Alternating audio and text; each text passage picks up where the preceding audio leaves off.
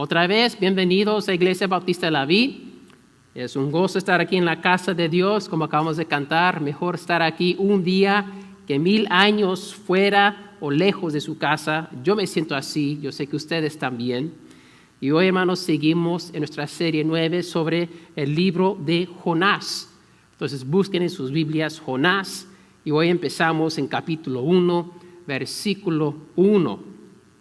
Mientras lo buscan en sus Biblias, les quiero hacer una pregunta. Yo ya sé la respuesta, porque todos somos seres humanos.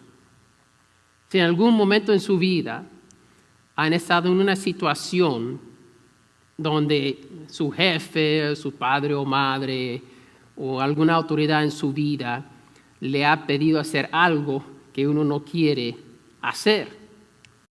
Yo creo que todos hemos pasado por situaciones así, donde el jefe o la maestra, el profesor pide algo de uno y uno en verdad no lo quiere hacer, y uno tiene dos opciones: o lo hace o no lo hace. Bueno, hemos pasado por eso. Yo tengo varios ejemplos en mi vida donde mis padres, maestros, profesores, aún jefes me han pedido hacer algo y no lo quiero hacer, y yo considero las opciones y no siempre he escogido lo mejor, si soy sincero. Hoy vamos a ver que Jonás es enfrentado con algo que él no quiere hacer. Vamos a ver que Dios manda a Jonás a ir a Nínive a predicar el evangelio, pero él decide huir lejos de la presencia de Dios. Él decide no obedecer a Dios. La ironía, hermanos, es esto: que Nínive está lejos de Dios, no sirve a Dios, no conoce a Dios, y Dios manda a su profeta para que se acerquen a él. Pero Jonás, el que tiene una relación con Dios, conoce a Dios, él prefiere huir de la presencia de Dios que predicar el evangelio a sus enemigos. Los hermanos, con la Biblia en mano, les pido que se pongan de pie y vamos a leer Jonás capítulo 1, versículos del 1 al 3. Estoy leyendo de la Biblia de las Américas. Sigan en su copia la palabra de Dios y dice así: Vino palabra del Señor a Jonás, hijo de Amitai, diciendo: Levántate, ve a Nínive, la gran ciudad, y proclama contra ella, porque su maldad ha subido hasta mí. Pero Jonás se levantó para huir a Tarsis, lejos de la presencia del Señor, y descendió a Jope. Encontró un barco que iba a Tarsis, pagó el pasaje y entró en él para ir con ellos a Tarsis, lejos de la presencia del Señor. Amén. Que Dios bendiga la lectura de su palabra. Pueden tomar sus lugares. Hermanos, unas observaciones. Aquí vamos a ir versículo por versículo. No es largo el pasaje de hoy. Pero en versículo 1, vino la palabra del Señor, oh Jehová, a Jonás, hijo de Amitai. Hermanos, todo empieza con la palabra de Dios. Todo empieza con la palabra de Jehová. Desde Génesis 1, la creación, la historia de todo lo que existe empezó con la palabra de Dios. Él habló y se hizo. Que haya luz, hay luz. Que haya animales, hay animales, etc. La revelación de su voluntad también viene por la palabra. La única razón que nosotros conocemos a Dios hoy en día es porque su palabra nos dice que Él existe y que Él busca a sus ovejas perdidas. El pueblo de Dios se había olvidado de Dios, están en esclavitud en Egipto. Dios se revela a Moisés, le está hablando Moisés. Y luego cuando los saca de Egipto, les da sus 10 mandamientos, les da la ley para que conozcan a Dios, el corazón de Dios y el plan de salvación que Él tiene para ellos. Hoy en día tenemos la Biblia completa, conocemos a Dios y su plan de salvación a través de su palabra. Y su palabra no solamente nos revela su plan, no solamente nos da a conocer a Dios. Leímos hoy en la lectura bíblica de Hebreos capítulo 1, dice que Dios sustenta todas las cosas con la palabra de su poder, no con el poder de su palabra. Su palabra es poder. Y su palabra, cuando Él habla, las cosas suceden exactamente conforme su palabra. Y vemos en Juan 1, y en otros lugares también, en Hebreos también vemos esto, que Jesús mismo, el Hijo de Dios, es el Verbo encarnado de Dios. El Hijo de Dios literalmente es la palabra de Dios vestido de carne. Es lo que celebramos cada Navidad, cada año, recordando este milagro que Dios mandó a su Hijo y encarnó su Verbo, su palabra en carne para nosotros poder tener acceso a Él. Todo empieza con la palabra de Dios y dice que vino palabra del Señor a Jonás. Aquí Dios está dirigiendo a Jonás. ¿Y qué le dice? Versículo 2. Levántate, ve a Nínive, aquella gran ciudad, y proclama contra ella, o pregona contra ella, porque ha subido su maldad delante de mí. Dios habla a Jonás y dice, lleva mi palabra a Nínive. La palabra de Dios que Jonás recibe es llevar la palabra de Dios a Nínive. Y es un proceso de 3 pasos, ¿no? Hay 3 verbos ahí en versículo 2. Primero, levántate. Deja de lo que estás haciendo, deja eso, lo que sea, levántate, prepárate, luego ve a Nínive. Y cuando llegues ahí, proclama mi palabra. Y él dice, mira, proclama que contra ella. Es una palabra, se puede decir, negativa. Es una palabra de juicio. Una palabra que dice, están mal y van a ser juzgados. Y vamos a ver eso, pues cuando al fin llega, es lo que él da. Una palabra profética de maldición por el pecado de Nínive. El propósito de este mandato está claro, es la maldad de Nínive, porque su maldad ha subido hasta mí. La maldad era grande.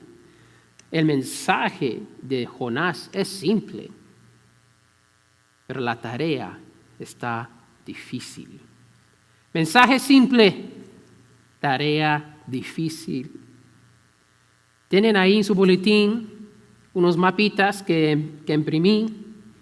Quiero que entendamos la geografía, un poquito la geografía de lo que está pasando en el libro de Jonás. Jonás es de Gat Efer, que es una aldea en Israel. Tienen que recordar que el reino de Israel se dividió en 2. En este tiempo ya estaba dividido. Está el reino del sur, que es Judá, el reino del norte, que es Israel. Jonás vive en Israel, el reino del norte. Y entonces Dios dice, ve a Nínive, que ven en el mapa, él está en punto A, Dios dice, ve a punto B, ahí está Nínive. Y Nínive es la capital de Asiria, es una gran ciudad. En ese entonces, el estimado es que tenía 120,000 habitantes, que hoy en día no es tan grande. Pero recordando, esto es del año 800 más o menos antes de Cristo. Para una ciudad en ese entonces, sin plomería, sin electricidad, llegar a ese tamaño, era una ciudad moderna, una ciudad grande, era una maravilla, era grande. ¿Y sabes qué? Era más o menos 500 millas de donde estaba Jonás. Ahora, hoy en día en un carro de ir 500 millas lo hace uno que en 8, 10 horas más o menos, no está tan mal. Pero imagínate caminando en el desierto. Sería un viaje de semanas, un viaje largo, arduo, difícil. Y no solamente que está el viaje difícil, encima de eso, los de Asiria, la capital Nínive, eran los enemigos de los israelitas. Y no solamente enemigos políticos, eran enemigos malos. enemigos que torturaban a sus conquistados. Eran malos los asirianos. Tan malos, más un ejemplo de lo que hacían cuando ellos tomaban una ciudad, tenían enemigos, los conquistaban. Una de las varias cosas que hacían para torturar a sus enemigos era le cortaban aquí alrededor y luego le arrancaban la piel mientras la persona todavía estaba viva. Le arrancaban la piel viva y lo dejaban morir así de tortura. Entonces eran malos, violentos, terroristas. Y entonces, ¿creen ustedes que un judío quiere ir a Nínive, la capital de Asiria, que los querían destruir? Obviamente no. Entonces, ¿qué hace Jonás? ¿Obedece a Dios? No, si ven ahí en el mapa, él baja a Jope, que es un puerto en Israel, y todavía está ahí hoy. Hoy ya no se llama Jope, hoy se llama Jafra. Uno puede visitar y ver Jope, donde también pues, estuvo Pedro y vio la visión que abajo del cielo con la sábana blanca, mismo lugar. Y ahí vemos que en vez de ir a Nínive, ¿para dónde se va Jonás? A Tarsis. Ahora, hoy en día no sabemos exactamente dónde está Tarsis, pero la mayoría de los historianos, de los teólogos piensan que es una ciudad antigua en España que se llamaba Tartessos. Y literalmente, si ven en su mapa, recuerda, estos 800 años antes de Cristo, el mundo nuevo fue descubierto en 1500, estos 2300 años antes que se descubre Norteamérica. Entonces España es el fin del mundo. No hay nada más allá de Tarsis, la última ciudad principal, el último puerto antes que te caes del mundo. ¿Verdad? Y era una ciudad donde no habían oído de Jehová. Están tan lejos de Jerusalén, ni saben que Jerusalén existe, solo saben que hay unos judíos allá, quién sabe, que no conocen de Dios. Y la palabra de Dios confirma eso, porque en Isaías 66, versículo 19, Dios mismo dice esto: y pondré señal entre ellos y enviaré a sus sobrevivientes a las naciones, a Tarsis, a Fud, menciona otras aldeas y ciudades, y dice, a las costas remotas que no han oído de mi fama, ni han visto mi gloria. Tarsis no conocía de Jehová, de la gloria de Dios, no conocía nada de los 10 mandamientos de los judíos, y para allá se va Jonás. Más una idea, él está en su aldea, Dios dice, ve a Nínive, tiene que ir al norte-oeste, pero en vez de ir al norte-oeste, él va hacia el sur-oeste y va en la dirección opuesto a lo que Dios le había mandado. Para que vean un poco de la geografía de lo que está sucediendo aquí en la vida de Jonás. Entonces, regresando a la palabra aquí en versículo 3, dice, pero Jonás se levantó, ok, Dios dijo, levántate. Jonás se levantó, check, y Dios dijo, ve a Nínive. Pero Jonás va a Tarsis.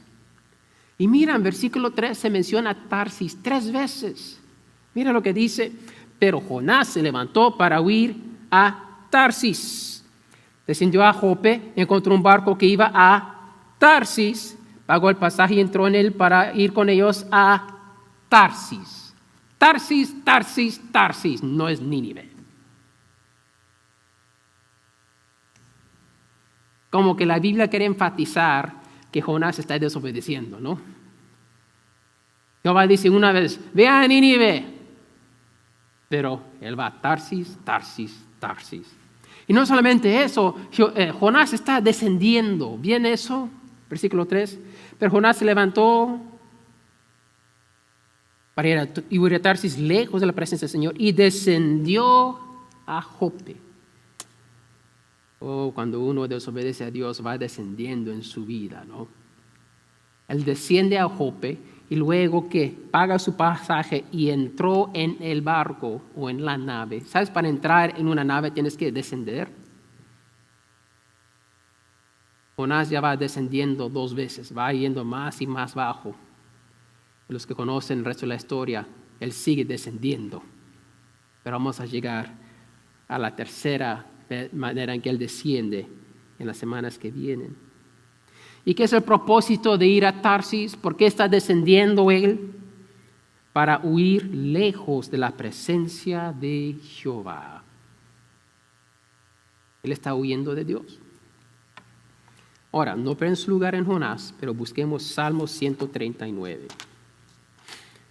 Salmo 139 es un salmo de David. David vivió años antes de Jonás, un salmo entonces que Jonás probablemente conocía de corazón. Y si Jonás no conocía el salmo directamente, vamos a ver después en capítulo 2 que Jonás, o capítulo 1, perdón, que Jonás sí conoce por lo menos la verdad que vamos a ver aquí en Salmo 139, empezando en versículo 7. Mira lo que dice la palabra de Dios. ¿A dónde me iré de tu espíritu? ¿O a dónde huiré de tu presencia? ¡Wow! Es una pregunta retórica, se dice, porque ya sabemos la respuesta. A ningún lugar te puedes huir de Dios, de su espíritu y su presencia. Pero sigamos leyendo. Si subo a los cielos, he aquí, ahí estás tú. Si en el Seol preparo mi lecho, ahí estás tú. Aun si mueres, no te escapas de Dios. 9. Si tomo las alas del alba y si habito en lo más remoto del mar, ¿para dónde se fue Jonás? Lo más remoto a través del mar. Aún ahí me guiará tu mano y me asirá tu diestra. Si digo, ciertamente las tinieblas me envolverán y la luz en torno mío será noche, ni aun las tinieblas son oscuras para ti y la noche brilla como el día, las tinieblas y la luz son iguales para ti. Entonces, según Salmo 139, ¿puede uno huir de la presencia de Dios? ¿A dónde puede ir uno donde Dios no está? ¿Los más altos de los cielos? No. ¿Más profundo del mar? No. Ni en Seol, que es la muerte, uno se puede huir de Dios. Entonces, si regresamos a Jonás,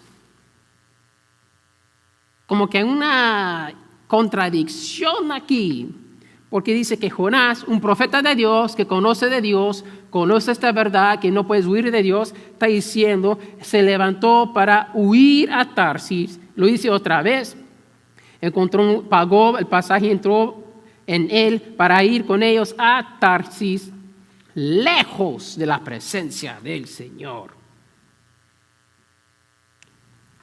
Uno quizás no puede huir de la presencia de Dios físicamente, ni espiritualmente, nadie se puede esconder de Dios, pero sí se puede alejar relacionalmente.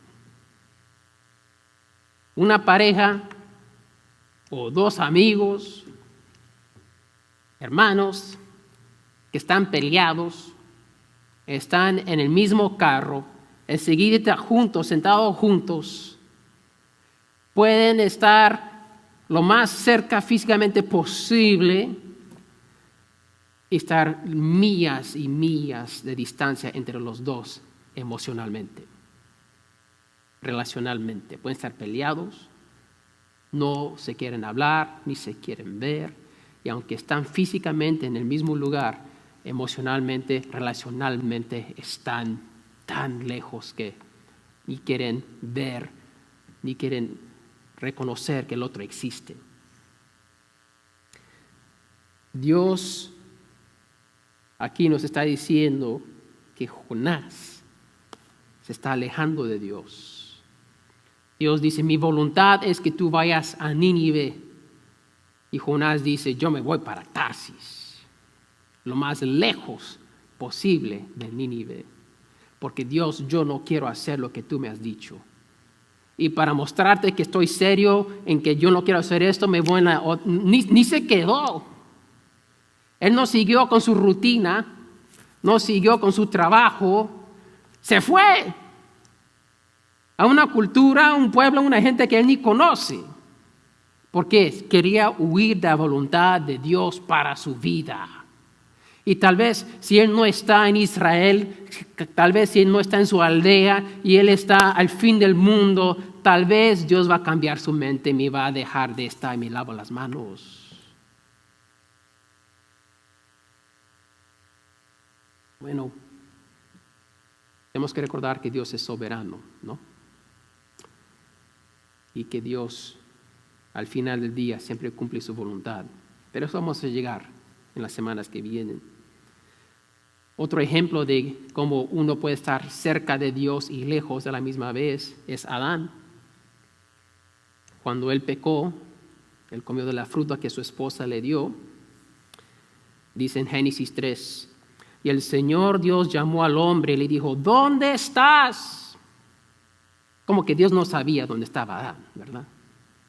Claro, Dios sabía dónde estaba Adán, Dios sabe todo. Es que la relación ya se había rompido, ya estaba roto. Y estaba diciendo, ¿dónde estás? Ya no estás conmigo.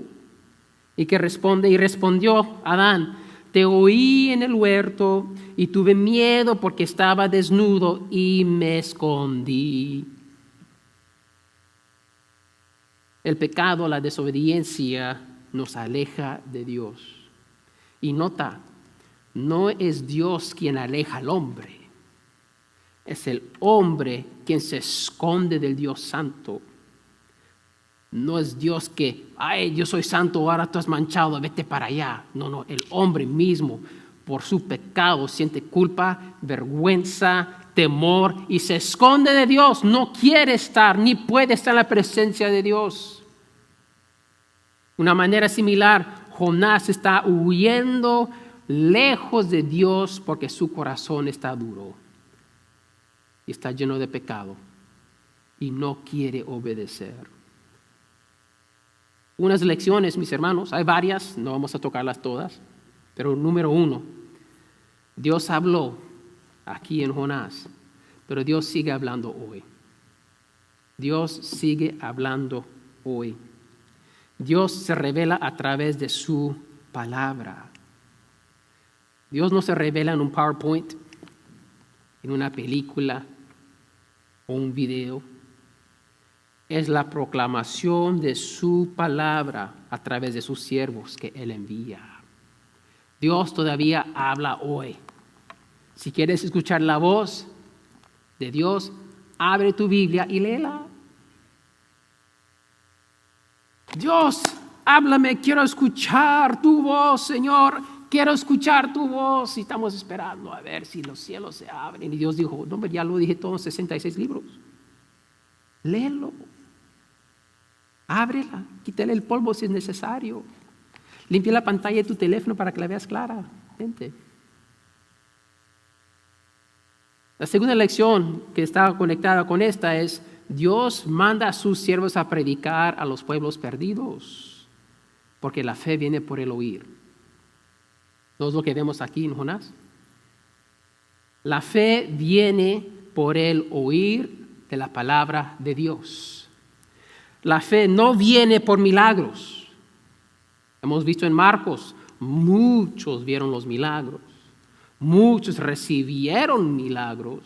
Otros pidieron más milagros, pero ninguno de esos fueron salvos. La fe no viene por milagros. La fe no viene por sueños. Dios nos salva a través de lo extraordinario, de lo que nosotros consideramos extraordinario. Dios salva a través de lo ordinario, la palabra proclamada, que la persona escucha, pone fe en la palabra de Dios y ahí empieza una vida nueva. No es extraordinario sentarse en un servicio así, escuchando la palabra expuesta o la escuela dominical o algo en un ambiente similar. No es algo extraordinario si tomo una foto aquí y la pongo en Facebook. Mira, están recibiendo la palabra, gloria a Dios. Va a haber 0 likes. Porque no se ve muy excitante. No hay mucho entusiasmo sentándose y recibiendo la palabra. ¿Verdad? Si somos honestos. Busquemos Romanos 10. Que está claro lo que vemos aquí en Jonás, lo que estamos viendo ahora. Romanos 10, empezando a versículo 13. Dice Romanos 10:13, porque todo aquel que invoque el nombre del Señor será salvo. Amén, aleluya. Cualquiera que invoque el nombre del Señor será salvo. Es una promesa, pero mira lo que sigue. ¿Cómo pues invocarán a aquel en quien no han creído? Ok, no vas a clamar el nombre de Dios si no has creído. 2, ¿y cómo creerán en aquel de quien no han oído? Bueno, no pueden creer si no han oído el Evangelio. 3, ¿y cómo oirán sin haber quien les predique? Bueno, tienen que invocar el Señor, pero tienen que creer. No pueden creer si no han oído, y si no van a oír sino alguien que les predique. Versículo 15, ¿y cómo predicarán si no son enviados? ¿Quién envía? ¿Quién envía? ¿Quién envió a Jonás? No es Dios. Hermanos, Dios manda a sus siervos a predicar a los pueblos perdidos porque la fe viene por el oír. No es algo excitante, no es algo dramático, es la palabra proclamada, esa palabra viva que cuando prende entre el corazón trae vida, trae cambio, trae esperanza, se mezcla con la fe y todo lo demás empieza a caer en su lugar. Y claro, una tercera lección es: nadie puede huir de la presencia de Dios. Es básico, está clarito, pero a veces es necesario mencionar lo que está ahí enfrente de la nariz de uno, porque a veces ni la vemos. No puedes huir de Dios. Y si cambias de trabajo, cambias de donde vives, a otra ciudad aún, no. Cambias de iglesia, no te gustó lo que escuchaste en el mensaje, vas a otra iglesia para escuchar lo que te gusta. Bueno, si predican la palabra, tampoco te va a gustar allá. Nadie puede huir de Dios. No, quiero una iglesia donde algo más positivo. No hay nada más positivo que el Evangelio, mis hermanos. Somos pecadores, merecemos juicio, pero Dios nos dio su Hijo, que en Él evitamos juicio. Eso es lo que llamamos la salvación. ¿Qué es más positivo que eso? Nada.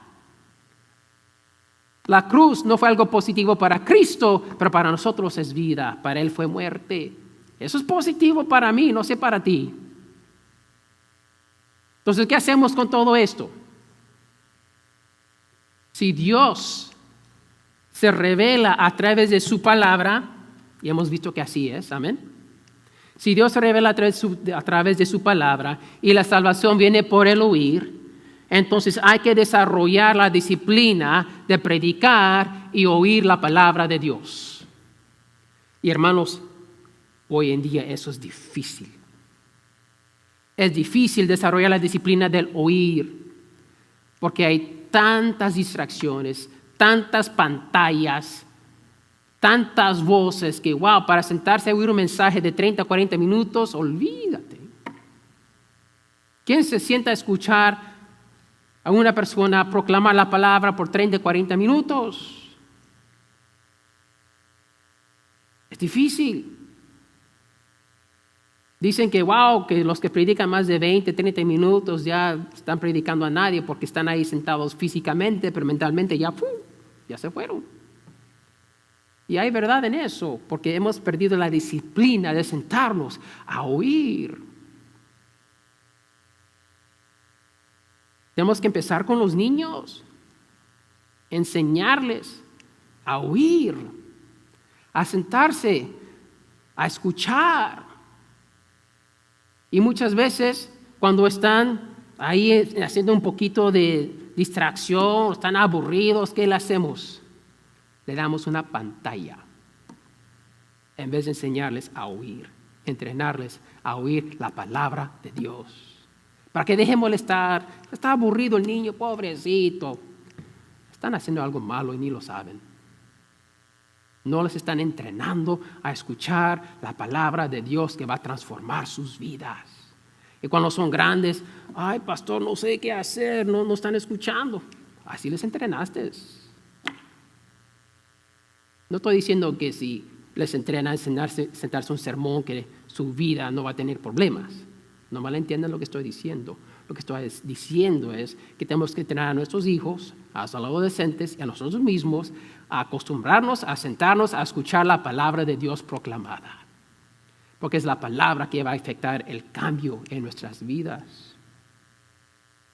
Pero también tenemos que, en el otro lado de la moneda, desarrollar la disciplina de predicar, de abrir la boca con la palabra de Dios.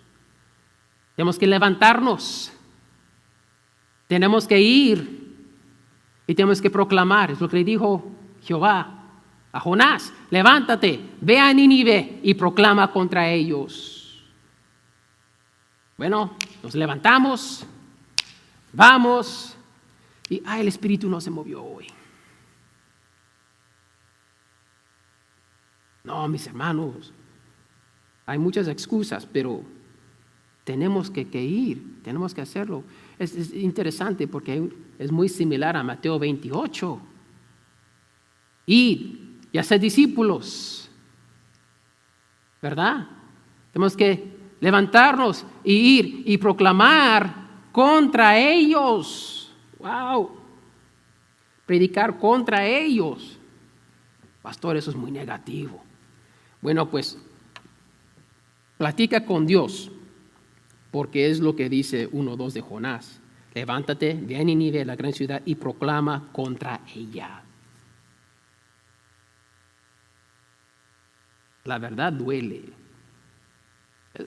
I'm sorry. La verdad duele. Pero antes de empezar a hacer una corrección, uno se tiene que dar cuenta que está en la dirección equivocada, ¿verdad? Cuando uno toma en su GPS una derecha en vez de una izquierda, ¿qué te dice? Recalculating. Te fuiste mal, voy a hacer unos cambios para que te vayas en la dirección correcta. ¿Les ha pasado a ustedes? Bueno, ¿qué te está diciendo de manera muy diplomática? Vas por la dirección incorrecta, no seas sonso. Te dije izquierda, te fuiste para la derecha. ¿Qué es eso? Te voy a ayudar para que regreses a donde quieres ir. Bueno, eso es el evangelio. Van mal. Isaías 53:6. Cada oveja ha buscado su propio camino, no el camino de Dios. ¿Y qué tiene que hacer? Recalculate. Eso es predicar el evangelio. Vas mal, pero ¿sabes qué? Hay esperanza. El camino incorrecto, pero Cristo es el camino. Ok, la situación está mal, pero ¿sabes qué? Hay esperanza. Eso es el evangelio. Para los que han escuchado su palabra, una pregunta: ¿qué estás haciendo con eso? ¿Estás obedeciendo lo que Dios ha puesto en tu corazón para hacer o estás huyendo? Déjame decirles que en verdad parece más fácil huir por un tiempo. Jonás descendió a Jope, no le llegó un relámpago y le quemó. Pagó su boleto, nada pasó. Descendió al barco, todo va bien. Parece que a Dios no le importa, voy bien, voy a hacer lo que yo quiero porque no hay consecuencias. Pero eventualmente, mis hermanos, como vamos a ver, las consecuencias siempre te alcanzan. Tarde que temprano, las consecuencias te alcanzan, nos alcanzan. ¿Has escuchado la palabra de Dios? Te animo que obedezcas, que lo hagas. Lo que has escuchado, lo que sabes, eres responsable para cumplirlo. Lo que Dios ha puesto en tu corazón, algún llamado, alguna cosa que Él quiere que tú hagas o que dejes de hacer, te animo que lo hagas hoy.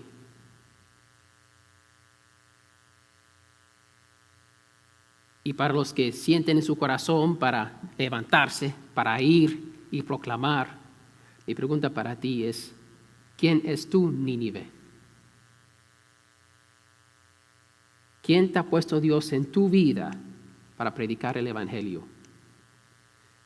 Pero prefieres huir de esa persona porque te causa problemas, te causa estrés. Está difícil la persona, la ves o lo ves y, ay, Señor, me voy para acá. Esa persona es tu Nínive, ese compañero de trabajo, esa familiar, ese hermano o hermana en Cristo, tal vez, que Dios te quiere usar para tocar su vida. Te cuesta, tal vez consideres a esa persona como tu enemigo. Ahora vas viendo cómo se sintió Jonás. Pero Dios te puso allí. Dios te puso esa persona o esas personas para que tú le vayas y le proclames la verdad. Y le muestres el amor que Dios tiene para esa persona o personas.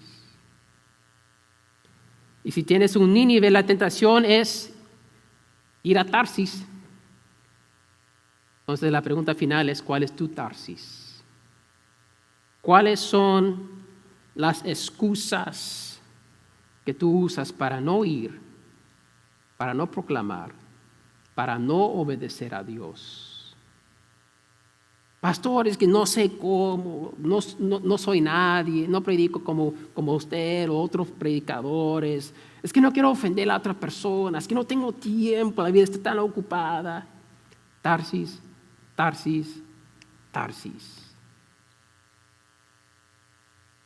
Según Timoteo 4:2 dice, predica la palabra, insiste a tiempo y fuera de tiempo, redarguye, reprende, exhorta con mucha paciencia e instrucción.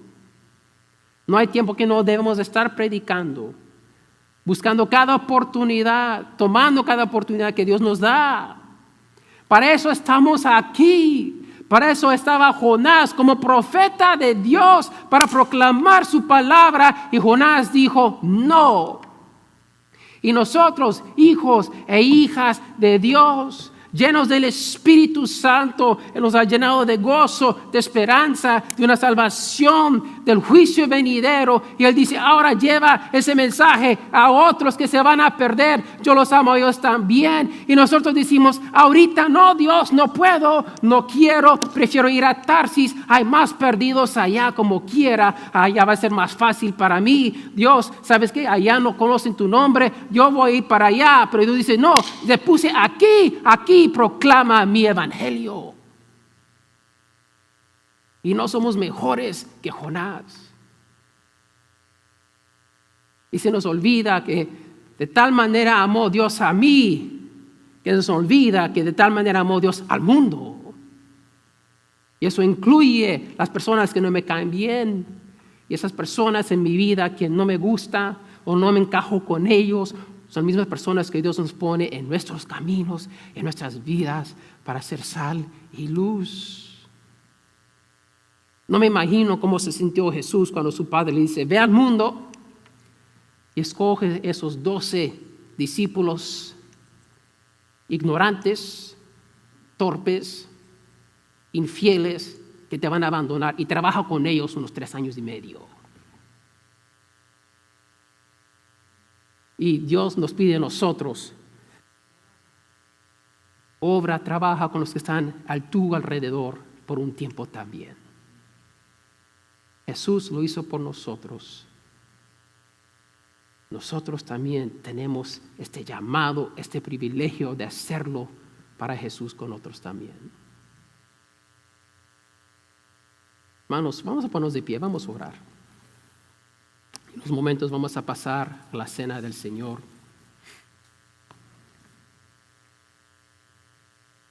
Yo muchas veces he juzgado a Jonás.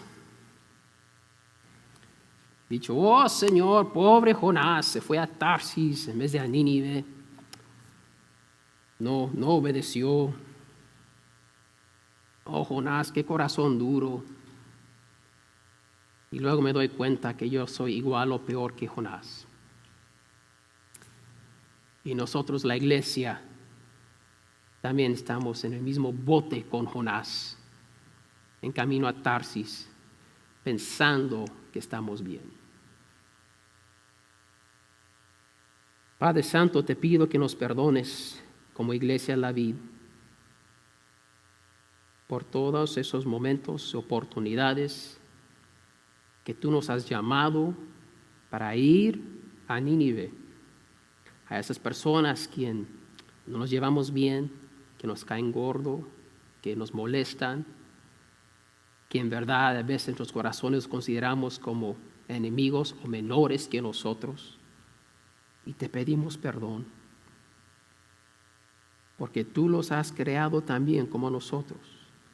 También están hechos en la imagen tuya. Y también Cristo murió por ellos. Y de la manera que tú nos amas a nosotros, tú también los amas a ellos. Padre, Jonás no entendió eso. Y te pido que tú nos abras nuestros ojos y nos ayudes a entender el amor que tú tienes para todos. Y que seamos fieles con el evangelio que tú has puesto en nuestras manos para levantarnos, para ir y a proclamar la esperanza que hay en Cristo Jesús. Padre, si hay alguien aquí que no te conoce, escuchando este mensaje, te pido que se rinden a Cristo ahora, que entiendan el amor grande que tú tienes para ellos. Que Cristo murió por todos, que no hay ningún pecado, ninguna falta que tú no puedes perdonar, porque la sangre de Cristo es perfecta, es pura, es sangre santa que lava al más vil pecador. Gracias por esa sangre, Señor. Gracias que en Cristo tenemos siempre una segunda oportunidad. Obra en sus corazones. Prepáranos ahora para recibir, Señor, la cena de tu Hijo, Cristo Jesús. Amén.